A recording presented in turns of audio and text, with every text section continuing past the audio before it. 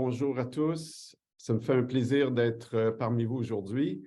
Donc, comme l'annonce le dit, je vais parler de collaboration entre humains et agents, donc cette relation entre intelligence humaine et intelligence artificielle. J'en profite pour souligner l'article qui est paru dans la presse récemment sur l'IID et son directeur, Christian Gagné. Un très bel article dont le titre était « L'intelligence humaine derrière l'IA ». Donc, cette intelligence de tous ces chercheurs, ces scientifiques qui travaillent dans le domaine de l'IA. Mais je dirais qu'aujourd'hui, en fait, je m'intéresse, aujourd'hui, je vous présente mes travaux sur l'intelligence humaine, la cognition humaine, et comment on peut la capturer, comment l'IA peut capturer cette intelligence et comment optimiser le travail en équipe humain et agent. Donc, l'intelligence, il n'y a pas encore vraiment de consensus. La recherche, que ce soit en sciences cognitives, en neurosciences, en psychologie, en éducation, il y a encore quelques débats quant à vraiment comment elle se définit et elle se mesure, mais je crois que tout le monde peut s'entendre à conceptualiser l'intelligence comme étant notre capacité à interagir, à apprendre, à traiter l'information afin de résoudre des problèmes, s'ajuster, prendre des décisions. Par contre, cette intelligence, elle est aussi fantastique soit-elle, et le fonctionnement de notre cerveau, bien, il est limité. Il y a vulnérable à quelques failles et limites de la cognition humaine. Donc, aujourd'hui, je parle vraiment de cette vision des équipes mixtes. J'ai travaillé plusieurs années, ça fait à peu près 25 ans que je suis dans le domaine de la recherche, et sur le travail d'équipe, la cognition en équipe. Et depuis une dizaine d'années, les travaux ont été beaucoup orientés aussi sur cette vision des équipes mixtes, c'est-à-dire comment optimiser le travail entre un des humains et un ou des agents. Donc ici, dans une vision de collaboration et de complémentarité entre les deux types d'agents, si on veut. Je m'intéresse particulièrement à cette relation et à ce travail d'équipe dans des situations, je dirais, de travail extrême, des situations qui viennent avec de la surcharge au niveau de l'information, de la surcharge cognitive, qui demandent de réaliser plusieurs tâches de façon concomitante ou en séquence, qui viennent avec de la pression temporelle, avec aussi un stress, de l'incertitude, beaucoup de complexité. Et dans plusieurs cas, comme la gestion de crise, le travail des urgentologues, l'aviation et d'autres, et en sécurité, des situations qui demandent des décisions qu'on voudrait optimales, très rapides, très efficaces et qui viennent avec des conséquences potentiellement très sérieuses sur les individus et la société dans certains cas. Donc, écoutez, des fois, ça peut paraître un peu pessimiste ou négatif, ce portrait de l'intelligence humaine, de la performance humaine. Ici, j'ai pas une vision extrême comme un de mes collègues, Sidney Dekker, mais vous voyez le titre d'article des fois qui est publié par rapport à ce mur auquel fait face très souvent notre capacité cognitive et à l'erreur humaine. Donc, l'erreur humaine, elle est présente, elle est omniprésente, malgré la motivation très élevée, malgré l'expertise, la riche expérience, le désir de performer, l'excellente formation, la bonne volonté, malgré tout cela, les limites sont quand même assez importantes et nos décisions, notre mémoire sont limitées. Donc, particulièrement, on va rencontrer souvent des cas de failles cognitives, d'illusions, au niveau de la mémoire, notre capacité à maintenir l'information, à se rappeler de la bonne chose au bon moment. Les ressources attentionnelles sont limitées, à quel point on peut se concentrer sur plus d'une chose, à quel point on peut demeurer vigilant, concentré sur une longue période. Quand on parle de travail d'équipe, il y a un coût en termes de ressources et de temps à bien coordonner, synchroniser nos décisions. Notre raisonnement, malheureusement, et on a cette tendance à sursimplifier, à assumer que les relations sont linéaires alors qu'elles ne le sont que rarement.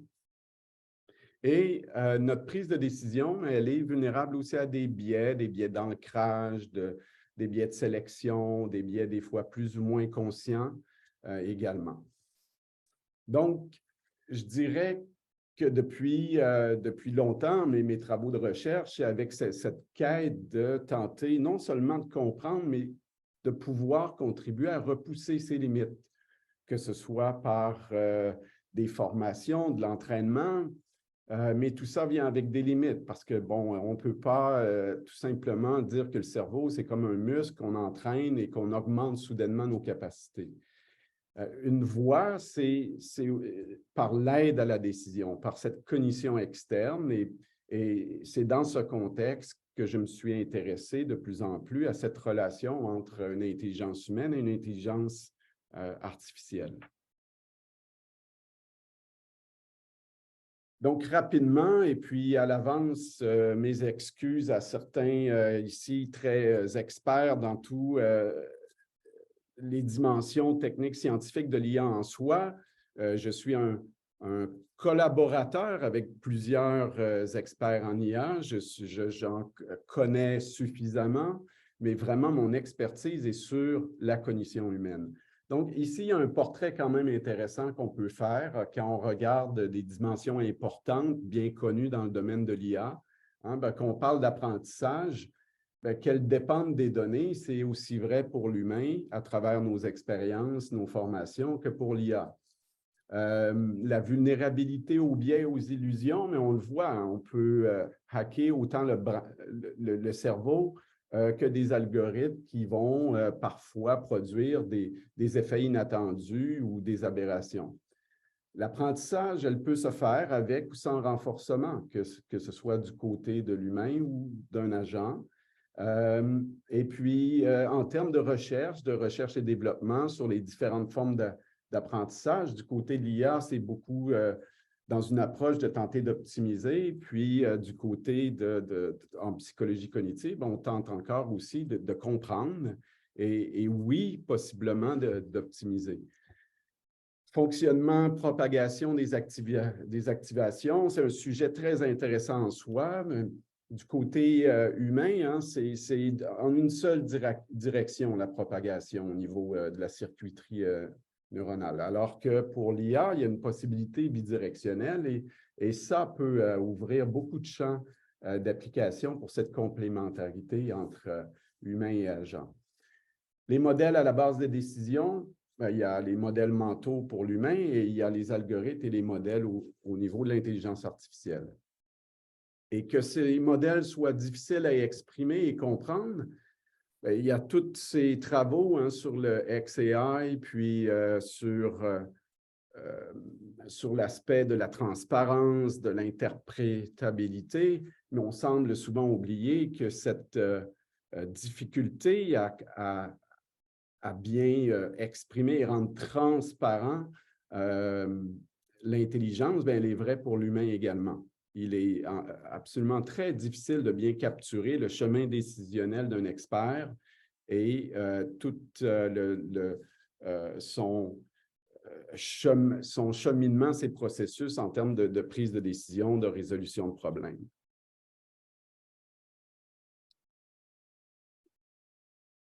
Donc, les enjeux en termes de cette relation humain et agent, il y en a plusieurs, je les résume ici, puis c'est une liste un peu de ceux qui, au sein de mon équipe et du laboratoire CODOT, on s'intéresse particulièrement. Il y a cette communication, hein, cette coordination.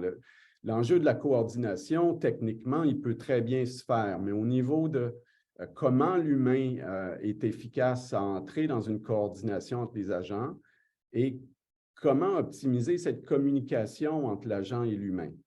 Donc, comment les messages sont envoyés, quel est le genre de communication, quel est le... Donc, on touche ici même à du UX design un peu. La distribution des tâches et de la charge de travail de façon dynamique. Comment allouer, réallouer les tâches au sein d'une équipe. La confiance, on entend beaucoup parler, c'est vrai pour l'ensemble des technologies, donc puis des applications. La clé pour une utilisation optimale, c'est la confiance que l'humain a envers la technologie, ici envers l'agent. L'état fonctionnel de l'humain, je vais en parler particulièrement dans la présentation. On parle ici de la capacité du système intelligent à bien comprendre, suivre, monitorer l'état de son utilisateur ou de son coéquipier humain.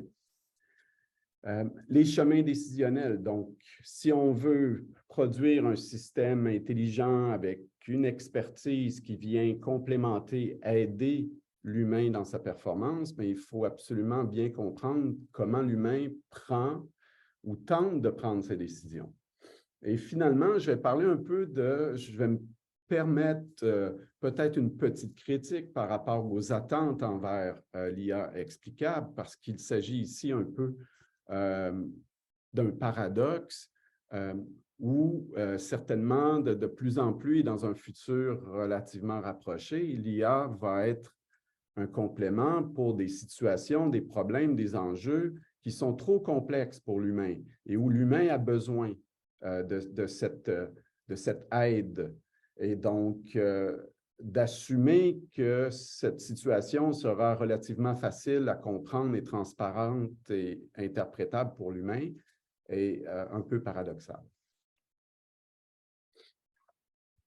Donc, pour tous ces enjeux et ces beaux défis au niveau de la recherche et développement, rapidement, l'approche, donc on tente, malgré l'aspect très appliqué des recherches et la R&D, on tente tout le temps d'ancrer notre réflexion dans des bases solides scientifiques théoriques. J'en fais une liste ici des travaux et ça me fera plaisir pour ceux qui sont intéressés d'en parler éventuellement davantage ou de partager certaines de ces références. Mais je retiens qu'il y a beaucoup de leçons apprises et de concepts sur la recherche en cognition sociale, sur comment travaillent les équipes humains-humains, qui peuvent être repris, ajustés et une bonne base pour étudier, optimiser la relation et le travail d'équipe entre humains et agents intelligents. Les méthodologies qu'on adopte, donc c'est ancré dans l'approche de la psychologie expérimentale avec beaucoup de concepts de psychométrie. On utilise des simulations de type micro-monde qui sont un bon compromis entre le réalisme et un certain contrôle pour établir certaines causalités et pouvoir tester nos hypothèses. Donc, dans une optique de...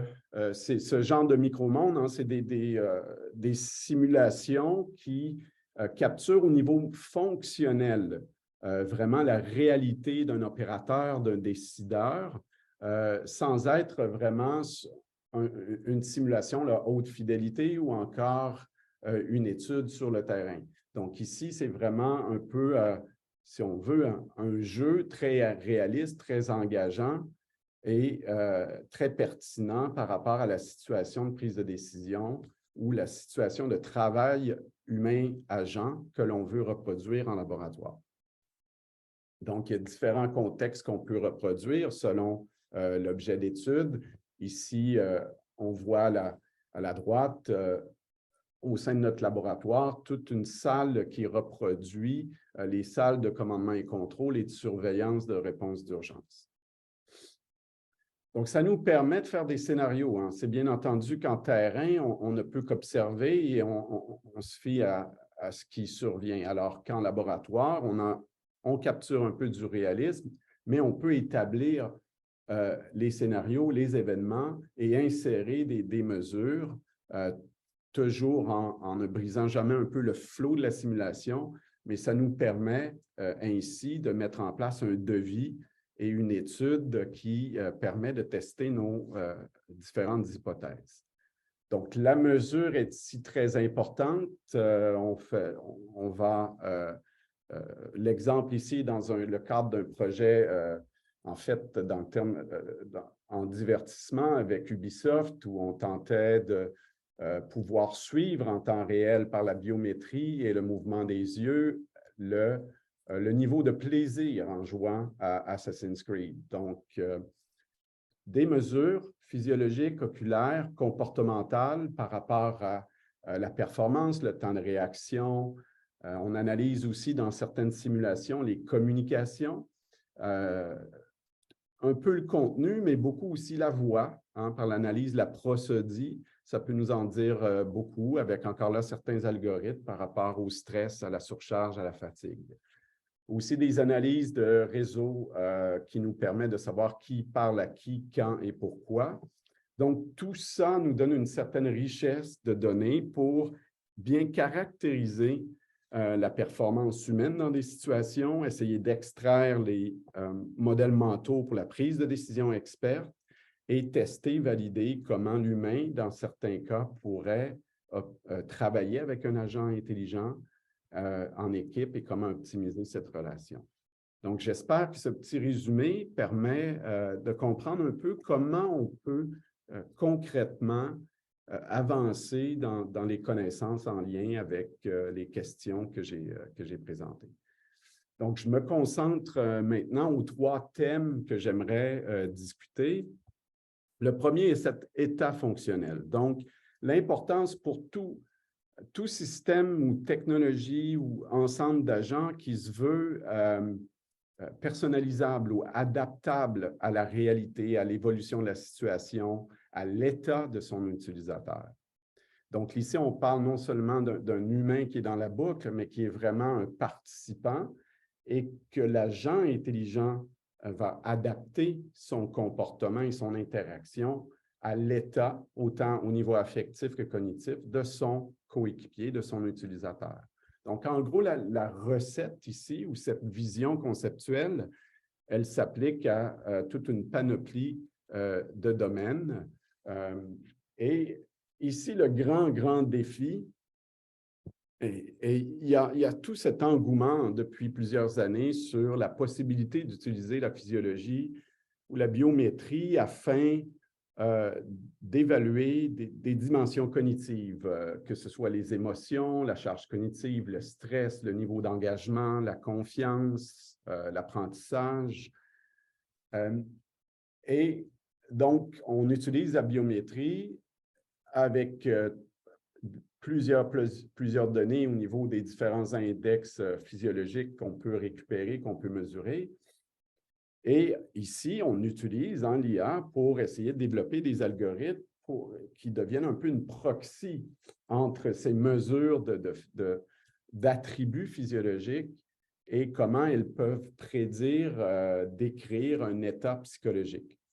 Mais entre la biométrie et la dimension psychologique, il y a toute cette distance et c'est là le défi. Et le grand défi, il est au niveau de toutes les propriétés, les qualités psychométriques. Donc, est-ce qu'on mesure bien ce qu'on est censé mesurer et à quel point c'est diagnostique, c'est-à-dire une mesure qui est sensible, qui va être modulée selon certains événements et quand elle devrait être variée, mais aussi qui va être spécifique. Donc, si on veut une mesure du stress, on ne veut pas une mesure qui va réagir tout autant pour toutes sortes d'autres états. Parce que c'est vraiment la clé, que ce soit spécifique pour que l'agent intelligent puisse bien répondre, s'adapter de façon appropriée. Donc, comme je disais, cette vision et cette mesure d'interactivité de l'état de l'utilisateur, bon, on a beaucoup de recherches dans le monde de l'aviation, essayer de développer ce fameux cockpit du futur qui est adaptatif, qui peut se moduler un peu de par en interaction avec le pilote, mais aussi de par sa lecture de l'état du pilote. c'est vrai pour la conduite assistée. Et c'est vrai aussi pour plusieurs domaines. Un exemple ici plus concret, des travaux avec l'entreprise Thales et avec, il y a quelques années, le service de police de la Ville de Québec. Donc, essayer que dans un contexte de surveillance, on puisse rendre un système d'aide à la décision et à la surveillance adaptatif à l'état et au comportement de l'opérateur en surveillance. Donc, le défi ici était de pouvoir bien identifier de façon spécifique et sensible, est-ce qu'il y a un état de fatigue? Est-ce qu'il y a le surveillant souffre un peu d'effet tunnel, c'est-à-dire qu'il va surfocuser sur certains événements et totalement négliger d'autres? Et l'importance ici d'être précis dans le suivi du comportement et de l'état de l'opérateur, c'est d'avoir des contre-mesures ou des interventions de notre système intelligent qui sont appropriées et qui sont justes et qui vont réellement optimiser la performance.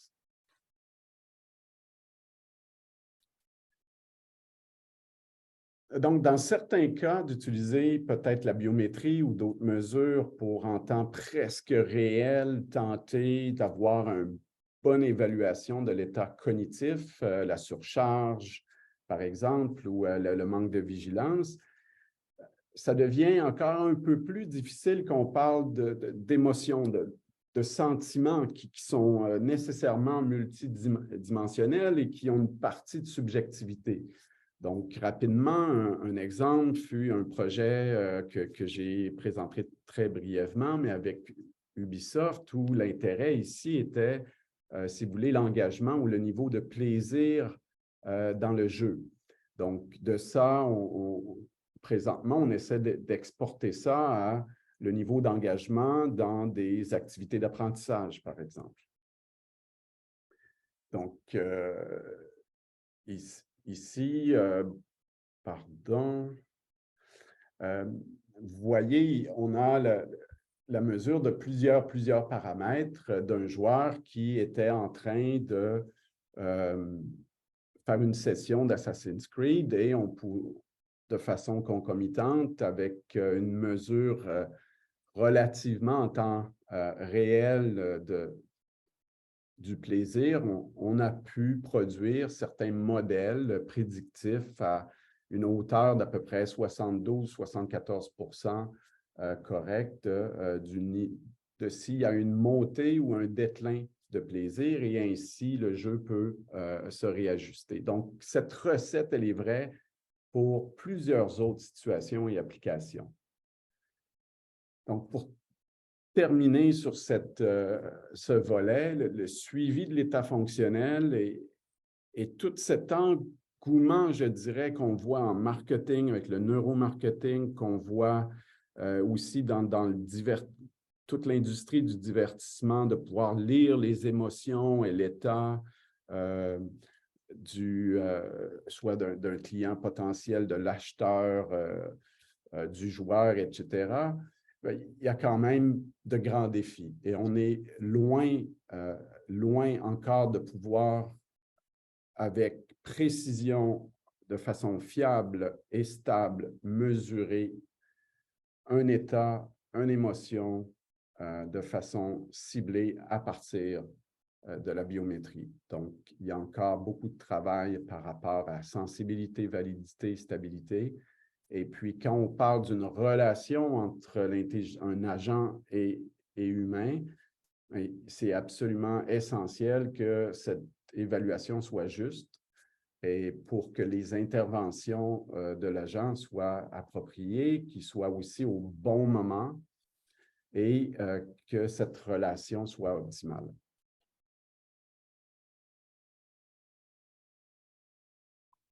Deuxième, je dirais, volet de nos recherches et enjeux, c'est comment on peut extraire l'expertise, comment on peut caractériser le modèle mental, les chemins décisionnels qui sont pris par un expert. Donc, c'est tout un défi parce qu'il y a plusieurs méthodologies. Mais un expert, le simple fait de faire une entrevue, bien, on se frappe à tout le bruit qu'il y a dans l'introspection. Les gens sont des fois plus ou moins totalement conscients de comment ils prennent une décision. Plusieurs vont en fait évoquer ce qu'ils ont appris. Ils vont dire qu'est-ce qu'il faut dire ou ils vont dire qu'est-ce qu'ils auraient dû faire. Ils vont dire ce qu'ils ont appris. Hein, on voit ici, je donne un exemple d'étude d'extraction de modèles experts dans le cas d'urgentologues et d'infirmiers et infirmières au tri des urgences pour le diagnostic médical d'un sepsis. Donc, ici, le sepsis, ça caractérise une réponse inflammatoire généralisée liée à une infection. Et vous voyez ici à l'écran un peu le modus operandi, donc quoi regarder et comment. Mais ce qu'on s'intéresse, c'est réellement, hein, sans la petite carte qu'il y a là, comment les experts prennent leurs décisions. Donc, ici, vous voyez à la droite, on a utilisé cette approche qu'on appelle le tableau d'information. Et on demande à des experts avec ici, bon, une trentaine de cas fictifs de rapidement investiguer pour chaque historique de cas, cliquer sur la liste, quels sont les symptômes et prendre leur décision le plus rapidement possible par rapport à quel est le diagnostic. Donc, c'est quand même un niveau...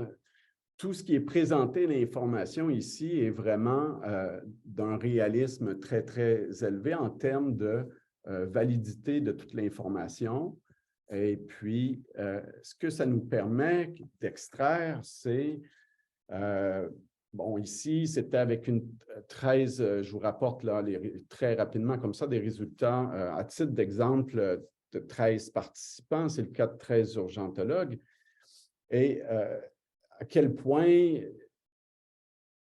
ils vont référer à tel ou tel critère diagnostique. Et puis, la première colonne, on voit le normatif. Donc, ça, c'est sûr, c'est une situation ici où on connaît les réponses, ce qui n'est pas vrai dans le terrain. Mais ce qu'on peut voir, c'est que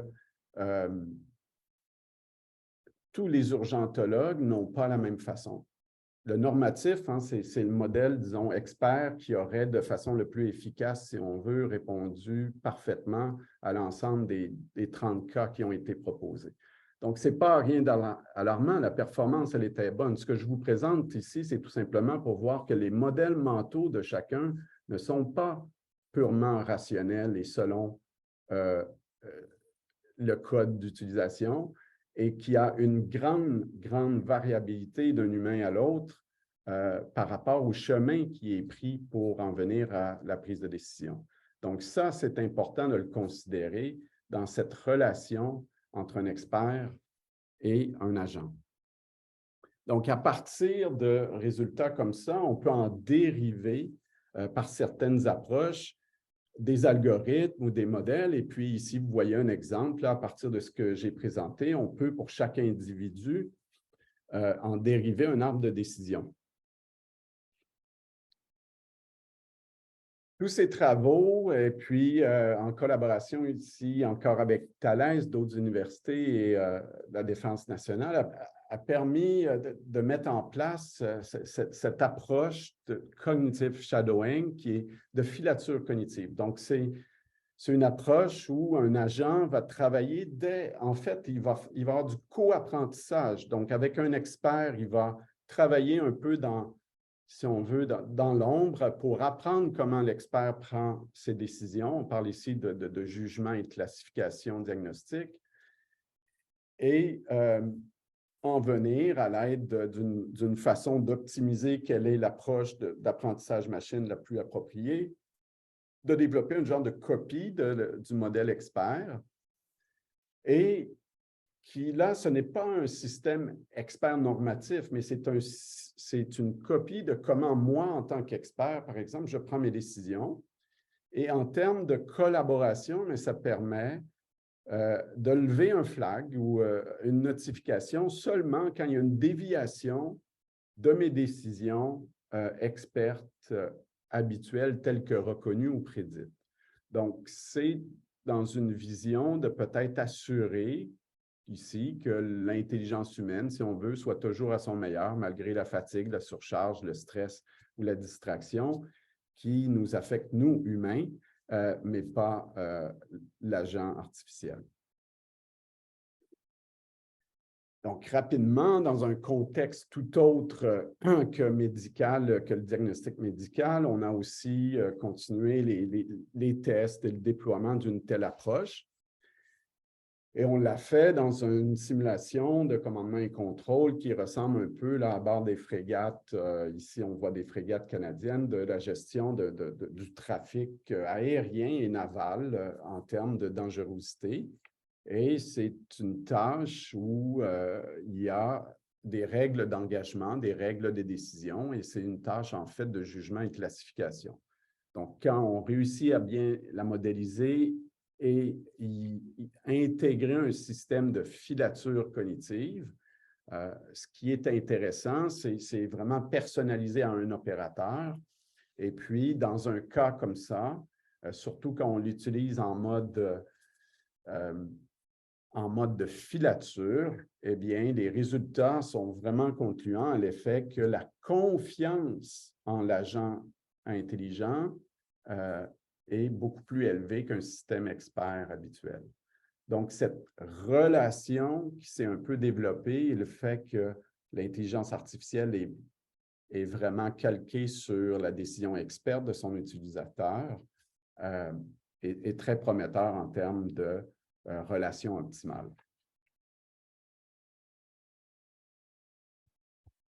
Je termine avec un troisième volet qui, je dirais, est souvent dérange un peu. Hein?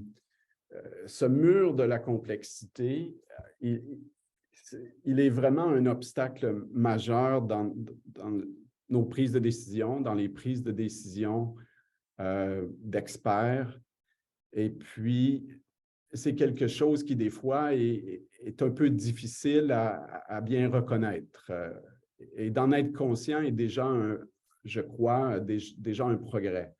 C'est-à-dire que quand on parle d'un système complexe, d'une situation complexe, on ne parle pas de... Il y a cette grande différence majeure en quelque chose de compliqué et quelque chose de complexe. Quelque chose de compliqué, bon, ça a des propriétés combinatoires, c'est une situation qui va se répéter, qui peut se répéter, la causalité est bien percevable et il y a une recette, il y a une combinaison, il y a une solution qui est apprenable, répétable et optimale. Alors que dans le cas de la complexité, bien, la situation, elle est dynamique, elle évolue, elle change. Il y a beaucoup trop d'options et de relations pour qu'au niveau computationnel, l'humain puisse en percevoir et comprendre tous les impacts et les relations. Tout change avec le temps. Les effets, il y a plusieurs effets secondaires qui sont difficiles à anticiper. Et il y a de la polytélie, c'est-à-dire qu'il y a la plupart du temps, plusieurs objectifs dans une tâche qui peuvent être potentiellement en conflit.